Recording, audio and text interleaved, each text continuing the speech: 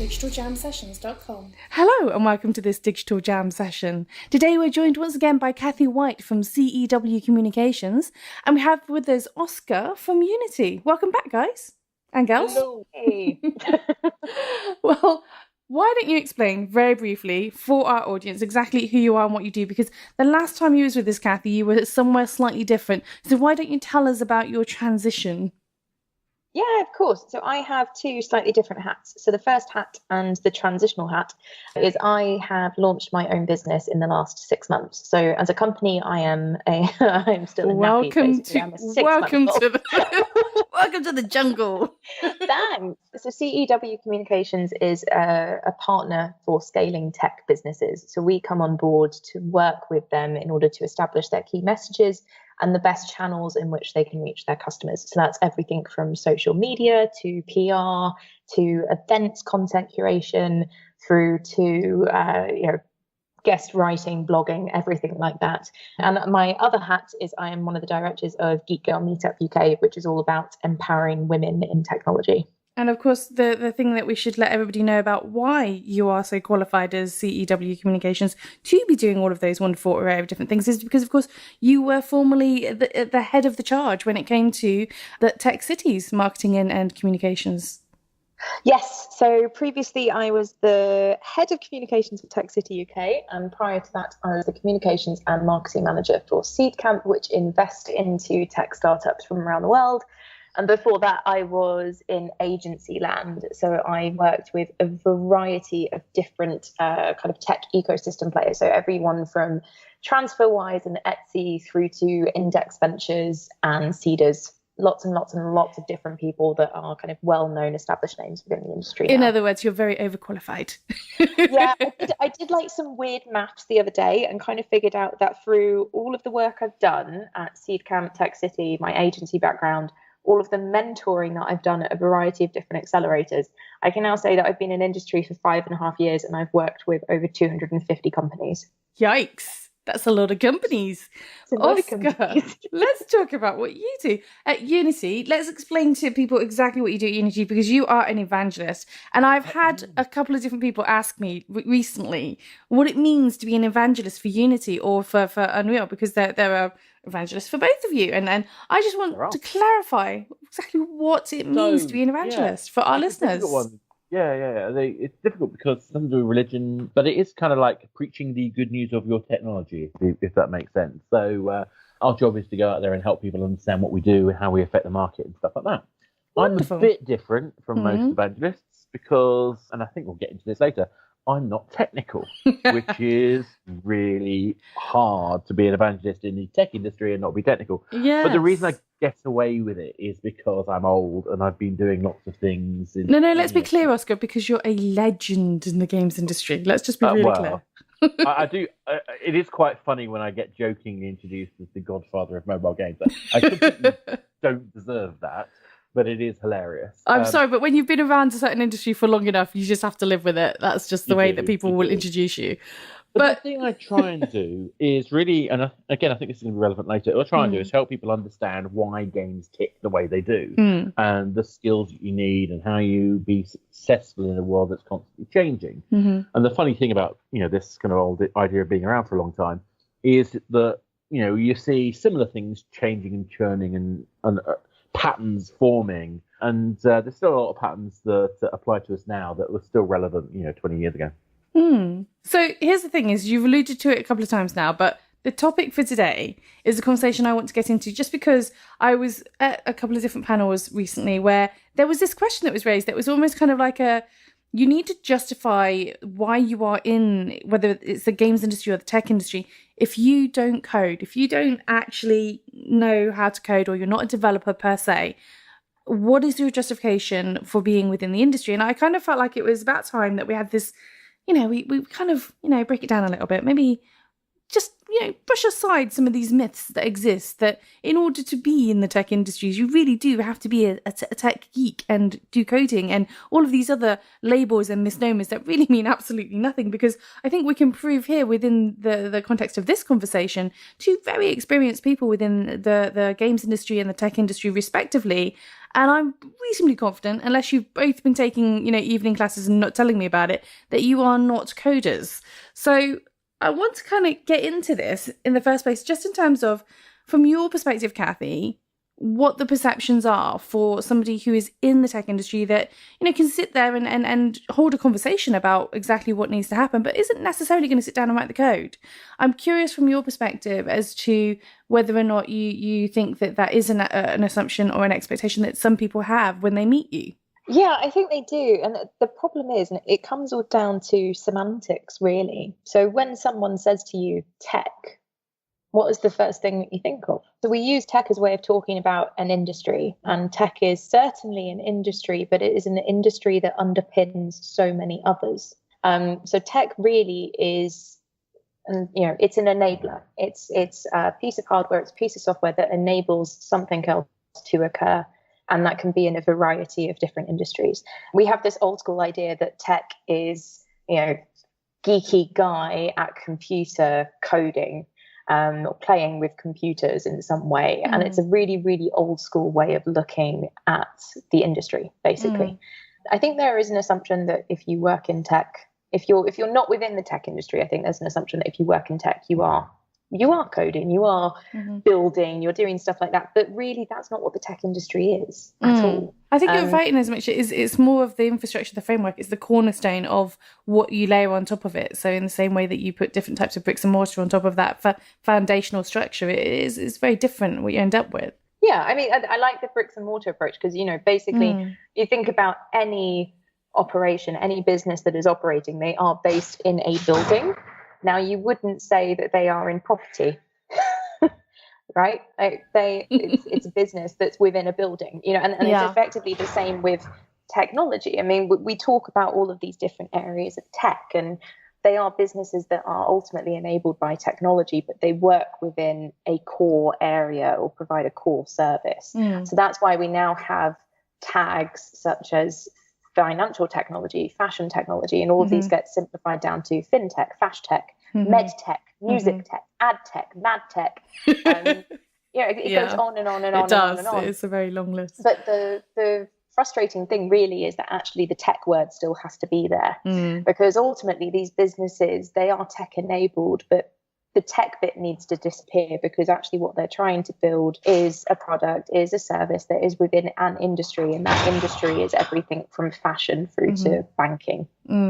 Actually, you just reminded me of somebody from the team at Unseen, where I forget exactly the name of the individual in question, but she labels herself not as a fash tech or kind of retail tech kind of person, but she calls herself, what was it, digital alchemist or something along those lines. She's an alchemist rather than a technologist. And I love that she's kind of coming at it from a different angle and immediately forcing you to think in a different way, because as soon as you hear that word alchemist, you're just kind of like, oh, hold on a minute.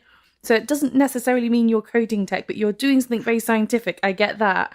And I think that's quite interesting. But Oscar, I'm curious from your perspective, when you walk into a game studio, I know from my experience, when I've walked into a game studio, there is always a certain degree of assumption that inherently, just by entering, the hallowed doors of whichever studio, you must know something about the kind of nuts and bolts of coding to have at least been allowed entry into the building. Yeah, 'cause obviously the doors open, the harps start playing. Yeah, the red carpet and the Mario starts running beside you. No, I mean, obviously it's not like that. Actually, let's go a little bit back to that housing analogy you said earlier.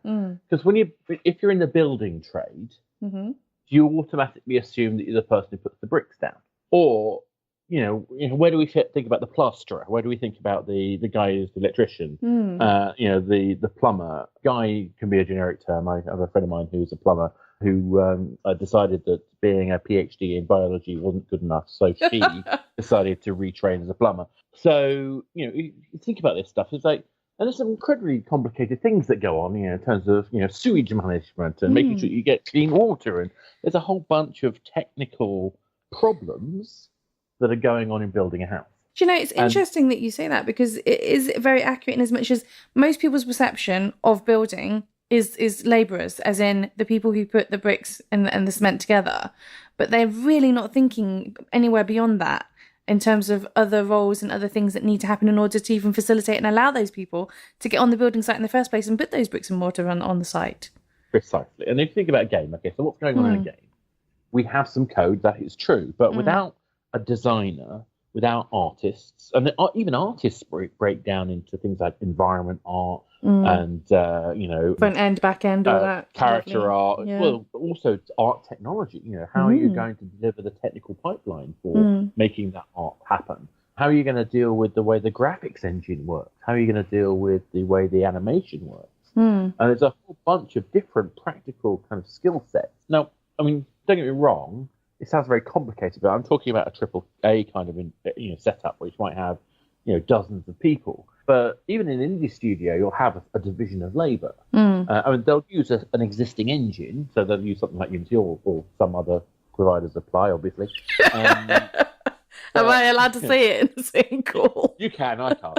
No, I get on quite well with a lot of the guys who run other engines. But, yes. But the point is that there are tools out there that, we have a term in Unity, democratizing game development. It's all about making sure that even an artist can sit there. But if you think about it, the artist is sitting there and will script through the logic of what they want to happen inside the game.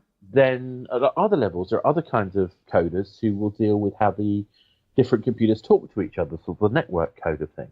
And you have yet other people who are dealing with the engine code development, and other people who are dealing with even things like the data capture of, how do we work out what people are doing? So in a game studio, you might have a data analyst.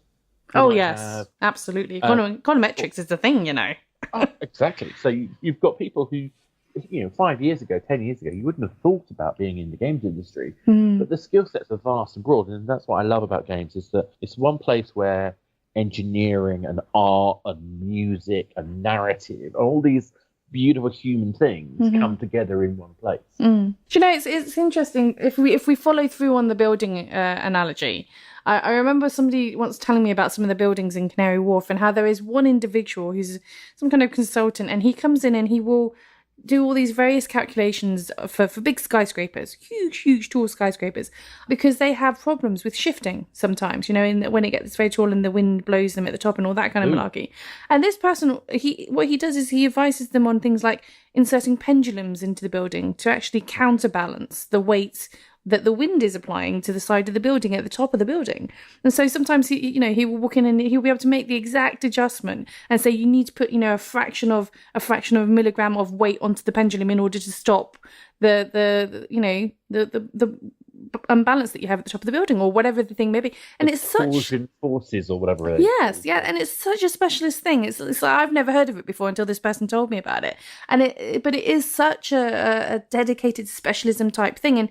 And here's the thing is that from my perspective in the games industry, that there's so much hoo-ha around the development side of the actual game dev, kind of under the engine, if you like, under the bonnet of the actual studio and the process, that people actually forget that there are all these other roles outside of that part of the process, such as you say, things like, data and big data analysis and econometrics and, the commercial side of the business. And you've got everybody from just good old, marketing and advertising and business development and, all those things that actually require little to no knowledge of actually how to code or develop a game.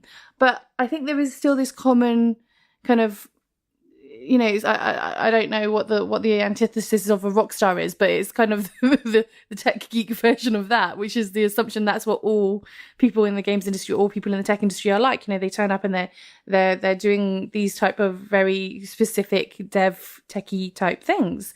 And I am curious what you think from your perspective, Kathy, given that you run Girl Geek meetups and you're, working with other communities outside of the what some people might term as core community.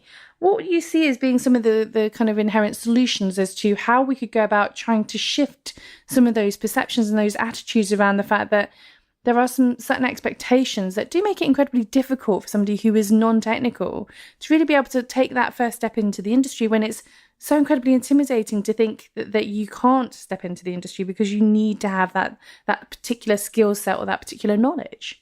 Yeah, this is a question that comes up all the time with Geek Girl Meetup, and there are so many different things that need to be done across all of the ages, basically, in order to better understand what we mean when we talk about the tech industry. For women that are, say, they're graduating from university and they're looking at what prospects they've got in terms of future job roles, I mean, I think that the first core thing really is the more we can do to highlight women working in industry and show the variety of different jobs that are available when we talk about tech or talk about digital, that just gives people an idea of what's out there.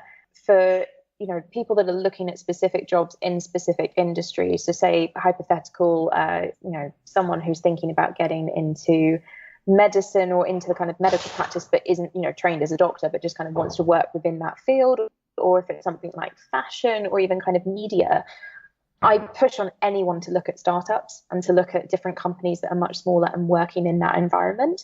You don't need to be technical. I mean, ultimately, these are just new companies that are just slightly different. They're newer, they're using technology in a different way, and they need a variety of different skill sets. It's like any business. There are so many different business functions across the operations, across sales, marketing, product development as well. You don't have to be technical in order to do that. You can be someone that works really hands-on with customers. There is just so much to do. So one of the things that we've been doing at Geek Girls, we have our own podcast, and the podcast is all about highlighting different women in industry, but specifically talking about the job that they do.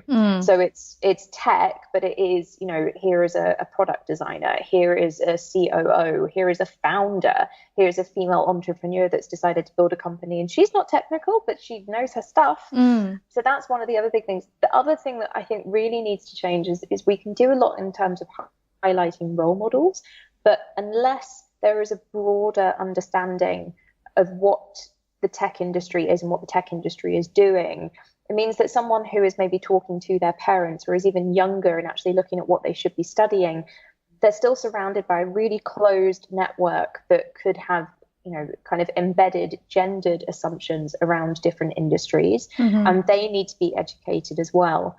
I did a panel recently with a group of exceptional women, all very senior in their field. There was kind of a CTO, group technology officer actually from Accenture, founder of E2E Exchange, and a couple of others, and they were all amazing women. And one of the questions I posed to them is actually, is tech a gendered word?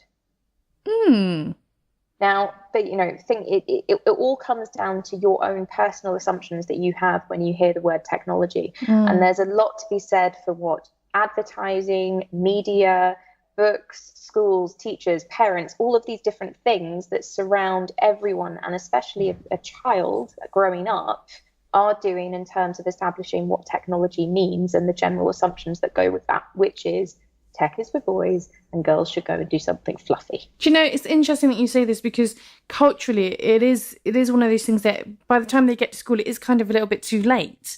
And I remember seeing this great video that somebody had posted where it was a kind of either a preschool or kind of a kindergarten, so very young, so maybe about 5-ish years old, the kids that were in the classroom, and they were being asked to draw pictures of different types of jobs of what they would want to be when they grow up. And so they were drawing, fire people and then nurses and doctors and all these different types of things. And then they were asked if they would like to meet some of these people, if they'd like to meet a fire person or a police person or a nurse or a surgeon. And they were like, yes, we want to, to meet one of these people in real life. And they opened the door and in walked basically a whole row of women who were all doing these different roles, and the kids were really confused. You could see their faces, the little children who kind of like, are you pretending? Are you playing dress up? And it's like, no, genuinely, seriously, this is a firewoman. She actually goes and she puts out fires, and this is a police person, policewoman. She goes and she responds to, and the kids by that age had already got in their own mind a really clear set of ideals as to who could do what type of job based on their gender, even at that young age. And that's quite a difficult thing to adjust a societal cultural image of what children are already perceiving because of all the messaging and the media around them. And then the the invisible biases that even our parents will have when they just talk in everyday conversation. They are already gendering most things, most roles, whether it's intentional or not. So I am kind of cautious and curious about how one gets around something that is so fundamental to society. So it's a very big hill you're trying to climb, in other words, Kathy. No, I know it's massive, right? But that's the problem. The issue with fixing this is that you have to tackle it from multiple different angles. And the reason that kids have this embedded in them, it comes down to the people that are around that child, and because their personal network, their little community around them is so small that if that community does, think about kind of gendering job roles, then you're not allowing that child to discover things or discover things that they might like. So, it goes back to the old thing of, when we first arrive in the world, girls wear pink, boys wear blue, but it doesn't have to be like that. And it's, it's the same about, making little girls have dolls and boys get train sets. But the nice thing is that there are lots of companies now that are creating products that are engineered to getting kids to kind of start playing with tech and playing with code. And they're doing it at different ages. So you've got things like from a school age, for 8 to 11-year-olds, there's Code Club, and they've got an amazing balance. It's almost 50-50. You've then got a new company, Detective Dot. It's a female girl. The book is kind of targeting slightly younger kids and moving upwards. And it's a book, it's a story, but within the story, you're using words and thinking about problem solving. And it's basically an introduction into code. And her sidekick is a robot. You've got technology will save us, little devices that you can build with your parents, and it's fun stuff, but it's hardcore, it's tech, it's, you're building something and seeing the connections. And then you've got, it's on the tip of my tongue. We've got the Raspberry Pi as well. Yeah, Raspberry Pi is another great one. They're working directly with Code Club. There's lots and lots of stuff going on. Kano is the other one. So actually building a computer. So that's all happening. And the interesting thing is all of that is coming from entrepreneurs and founders that are within the technology industry in some form. And they've seen the problem, and the problem's not being addressed well enough, within the schools themselves or, by government in order to kind of get kids thinking about that way. It's also exacerbated by the fact the last 20 years or so has been basically a barren wasteland in technology teaching generally. I mean, the kind of ICT that you got at school was how to use PowerPoint, not how to make cool and exciting things. So I think it's really, if you think about the issues you're describing there, it's obviously easy for me as a cis white male. I'm ginger, so I can consider myself a minority. But it doesn't really count, I know. But hey, but the point is that even for them, for the cis white males out there, the access to decent education about what technology was like was shockingly poor. So if you think about how badly we're established as a country to be able to have the skill sets, given the context that we have one of the most exciting and innovative, tech creative industries in the world, and we're not even close to scratching the surface. And that's one of the things I think that's happening really positively in games as well is the way that games is being kind of seen increasingly as a form of entertainment, where it's being utilized by YouTubers and becoming esports. And I think we are seeing, in terms of the audience, a much better balance, but it's still far off what it ought to be, admittedly. I am curious, though, because I think, I suppose I have to thank my parents for deciding to give me a set of Star Wars dolls when I was a young child. And, my first experience with dolls was rather than a Barbie, I ended up with a Han Solo and a Luke Skywalker. So I don't think I even had a Princess Leia in the set. But I am kind of curious from the assumptions that people have going into the games industry, Oscar, that a lot of their cultural biases do immediately come with them into that environment. I think the games industry is a lot more culturally connected than, say, for example, the technology industry. And I don't mean that in a kind of an unkind way to the technology industry, but I do think that there is a certain assumption that you are going to walk in with a certain degree of basic pop culture knowledge and sci-fi knowledge and kind of genre knowledge, that when you walk in the door, you're going to know this stuff. And I mean, it is interesting. You know, we have kind of a double-edged sword in terms of what happens with games. So games is something which a lot of people go into for passion. yeah. And it's a very difficult thing to get right because there's a difference between a passion for playing games and a passion for making games. They're very different things. Do you know, it's funny you should say that, because I remember somebody from the games industry, the person who got me into the industry, once told me that essentially the games industry, for the people who do it badly, it's a hobby gone out of control, is basically what he called it. So, but See, I please have do a different continue. view on, the way I describe it is games is the worst. So making games is the second hardest thing in the world. What's the first hardest thing? The hardest thing is not making games. Ah, okay. So, it's a ridiculous kind of idea that we put ourselves through. There's a lot of work to make a game. And like I say, we've got all these different skill sets. And one of the interesting things about the cultural kind of connectivity is that we are a creative industry. So we actually crave these different sources of, insight, cultural behaviors, norms and histories and mythologies. We want all of that stuff. We're fascinated inherently as an industry in the potential material that we can then use to inspire us. Well, that's where a lot of the richness of detail comes from as well. Oh, absolutely. And I think it's really critical. So, I mean, most game developers I know absolutely crave to have a fantastic even split of gender identity, cisgender, all that stuff, because it's incredibly positive in terms of as a melting pot. But like you say, the expectations are really interesting because people think, oh, well, it's a male-dominated, it's white spotty kids in the 80s sitting in front of their computers, and it's not that anymore. We've gone from being that to being a proper industry. At the same time, though, a lot of guys, like me, have been working in games for a long time. We all suffer from imposter syndrome because we sit there and we're thinking, well, I can't do all of the pieces of the puzzle, so how on earth can I possibly be a game developer? I mean, I've been working in games for 20 years and I still get that kind of emotional feeling. So people have got to kind of be helped through that kind of emotional boundary and say, look, what is it you want to do? Making a game, being a part of making a game experience is incredibly positive. But you've got to find out where in that niche that you have skill sets that already fit, and also where do you want to take those skill sets. So you might start off in QA. A lot of people still start off in QA. It's a very traditional route. It is a very traditional route, and I do recall being quite surprised when I first heard that the CEO of Jagex at the time had actually started out in QA and had worked his way up through the ranks and was now CEO of the company. I just remember being quite, surprised and taken back, and then somebody was just like, but that happens a lot. People...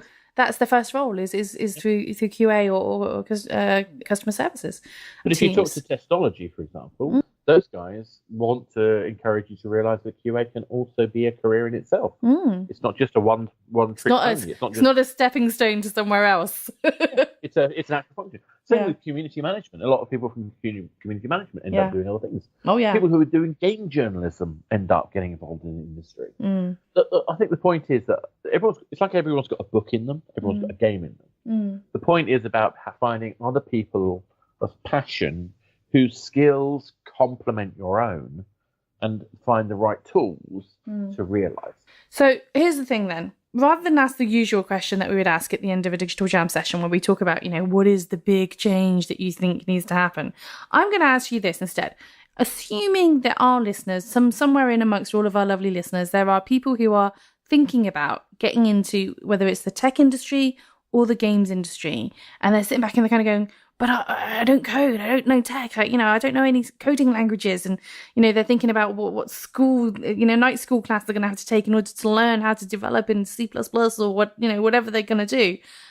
What would be the thing that you would say to that individual about how they can get into this industry and what they don't need to worry about in terms of knowing everything? Because I think there is that whole thing of you've got to know enough to be able to get in this industry.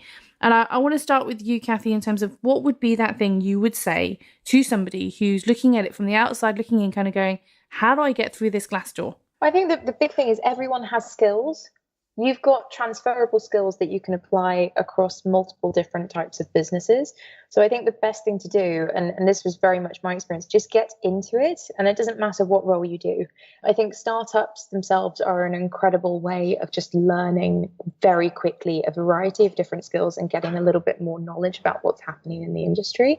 So, if you're, start of your career, or if you're looking at pivoting or whatever, try and get an internship, try and do one of the junior roles and kind of work your way up. I don't think you need to learn to code at all. I think, there are benefits to doing so.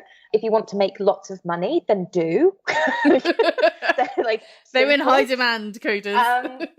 Just a bit, right? I mean, you're looking, there's a shortfall in the US alone. Always a shortfall. Of that. Well, I mean, it's something ridiculous now. It's over the next few years, it's 1.5 million in terms of the number of people that are needed on the developer engineering side. And you just look at what starting salaries are in Silicon Valley, and it's just maybe I should have learned to be a coder.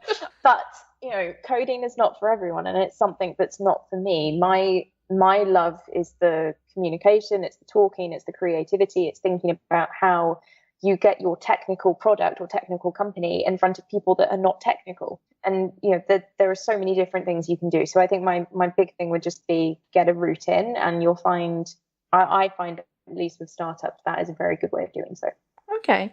And Oscar, what would be the thing that you would say to somebody who's looking at, from the outside looking in, thinking about getting into the games industry and just kind of going, whoa, how do I do this without coding? How do I do this without technical knowledge? Yeah, there's a whole bunch of ways I normally answer this, but I'm going to start with one. Where is your passion? So the interesting thing about games is if you want to make lots of money as a coder, go work in finance. If you want to make something you're passionate about, then know what that is, understand what it is. And you don't have to understand it entirely, but to understand that you have a passion for games. Like the joke about, making games being the second hardest thing and not making games being the hardest thing, it's kind of got a point to it, which is that, you're going to go through a whole bunch of hurdles and barriers and pushbacks and so on and so forth, just like in any kind of creative industry. The important thing is if this is your passion, then you're going to go through them. But by the way, go try coding. Don't be frightened of it.